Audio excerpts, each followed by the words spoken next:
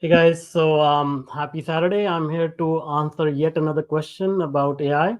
So this question is about jobs and industries which are vulnerable to AI. What is going to happen and how to prepare yourself. So rather than talk about industries, because there are so many industries and it may not be relevant to um, everyone, and my predictions may not be even accurate. What I'll do is I'll break it down by the kind of jobs we do, how we create value in the world, right? So let's think about when we think about jobs or what we do. And by the way, guys, anything I say, this is not to scare anyone. This is not to criticize any particular job. These are just the facts I'm sharing with you about what is going to happen. So the first type of job is where there is no thinking needed, there is no strategy needed. It's just repetitive work, right? So you're just doing repetitive work. So this could be assembly line in factories, driving. I mean, driving needs some thinking, but still it's quite repetitive. Our mind is just automatically doing it. So these kind of jobs are very, very vulnerable. Like, these are going to be automated in the next 5 years. I mean, self-driving cars are already here. Elon Musk showed his SpaceX cab, and there is not even a steering wheel in these cabs because there is no driver needed. And think about it, like, there are 10 million people in US alone whose livelihood depends on just driving around. So trucks, cabs, Uber, these kind of things, right? So most likely these will go away. And again, don't be hating on me. I'm just sharing with you like what is going to happen. In fact, I think I can predict that in about 10 years or so, driving by humans will be made illegal because the machines can do much better job, much safer, and they can be much more efficient at this, right? So think along those lines. Then comes jobs needing some thinking or logic. So this will be like bookkeeping, legal research, where you need to think a little bit, but mostly it's about knowledge work, like collecting information or data entry and things like that. So once again, these will be quite vulnerable to be replaced by AI and robotics, because again, it doesn't need a lot of like decision making or a lot of intuition. So these are the qualities that humans have that will not be replicated by AI. But if it's not a lot of human qualities needed, these jobs will be replaced. Then comes jobs which need some sort of relationship building or emotional intelligence. So this will be like concierge, this will be sales, this will be customer support, these kind of things. Even to certain extent, the teachers who are going to be teaching students, the education system will look very different. But so teachers will have much more time, so will doctors and things of that nature, because AI is going to assist them to actually uh, do the work. But these jobs where you have to have some interaction with other human beings, this will have more value, because relationships and emotional intelligence, these kind of things, they cannot be replicated by AI. Yeah. Then comes experiential knowledge, like you are connecting the dots, where you are managing projects, you are creating strategy, you are planning travel trips for certain experiences. This is again not going to be as vulnerable, because it needs a lot of human interaction, although you will be using a lot of AI to actually put it all together. But in order to connect these dots, you will need to talk to humans. You'll need to understand, okay, what is it that they are looking for, and what do they want out of this experience, out of this product, out of this service.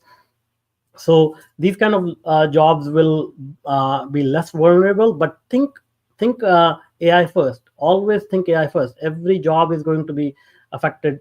Every industry is going to be affected by AI. So think AI first. Yeah. Then comes jobs that require expression and emotion. This is like writing, painting, poetry.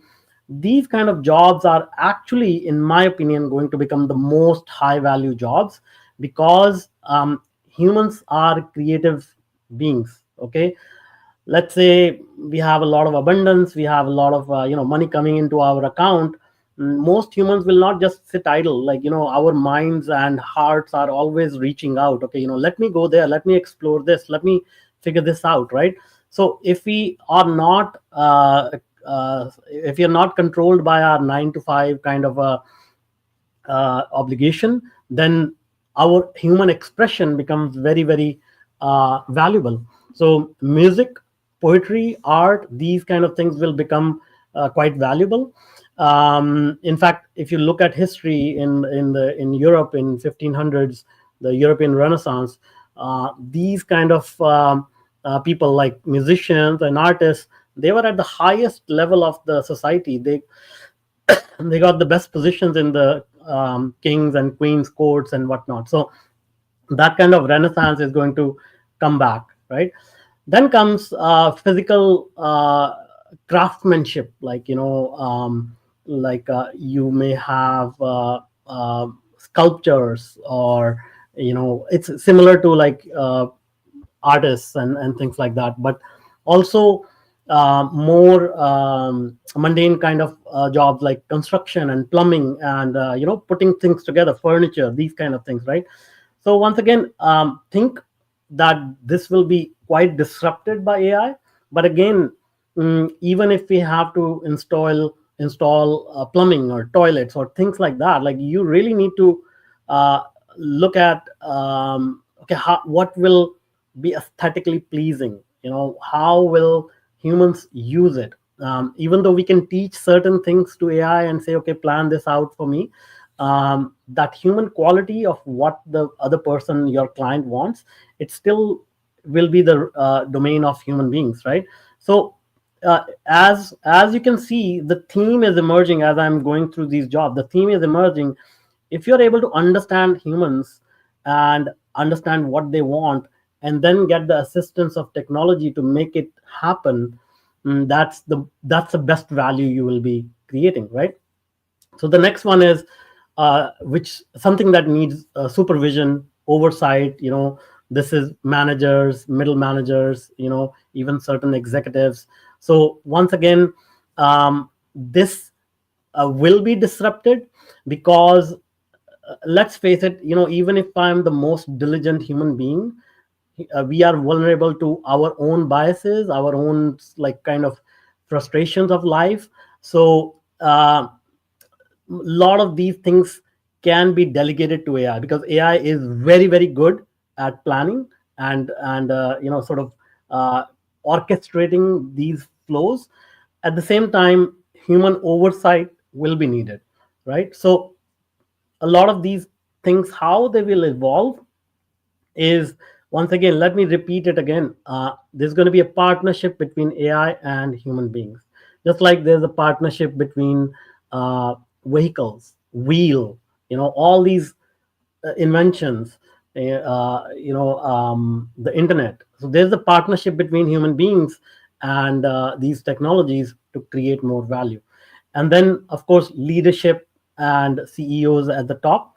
So my opinion is that every organization is going to have a central nervous system that will be AI.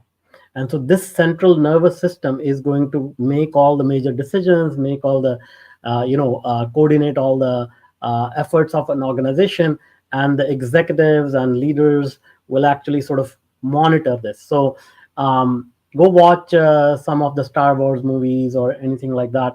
So the vision that is created in those movies, it is actually coming true now. So think along those lines and see how you can prepare yourself. And I'll give you a few ideas around this, right? So the key here is focus a lot more on your human values, and also focus a lot more on your experiential qualities. Um, Industrial society has been built on specialization, so you know one topic and you know it very deeply, right? And that was needed because industrialization needed that.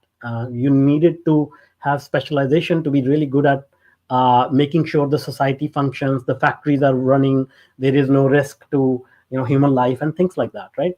But now with AI, you need to broaden your horizons. You need to become a generalist. You need to have knowledge of multiple topics, multiple things, so that when a new innovation is needed, when a new product or service is needed, or even when you're serving your client, you are able to connect the dots from many, many, many different angles.